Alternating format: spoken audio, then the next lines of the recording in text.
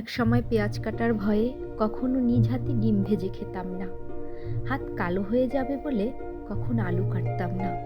সবজি কাটার ভয়ে মা যখন রান্নাঘরে ঢুকতো তখন তার আশেপাশেও যেতাম না। রান্নাঘরে ঢুকতাম না, যদি হাত পুড়ে যায় আর পোড়া দাগটা যদি থেকে যায়, কি বিশ্রী ব্যাপার হবে। খাওয়া শেষে গ্লাসটা টেবিলে রেখে উঠে যেতাম, তবুও মায়ের কোনো অভিযোগ থাকতো না। আমার মাটা খুব দুঃখী, সারা জীবন কষ্ট করেই গেছে, একা একা সব কাজ করে যায়। আর যখন পেঁয়াজ কাটি, সবজি কাটি, আলু কাটি, তেল ছিটে আসলে শব্দও করি না, তখন মায়ের মুখটা চোখে ভাসে আর দু চোখ গড়িয়ে মায়ের জন্য জল পড়ে। তখন খুব ইচ্ছে হয় আবার যদি মায়ের কাছে চলে যেতে পারতাম, তাকে কোনো কাজ করতেই দিতাম না।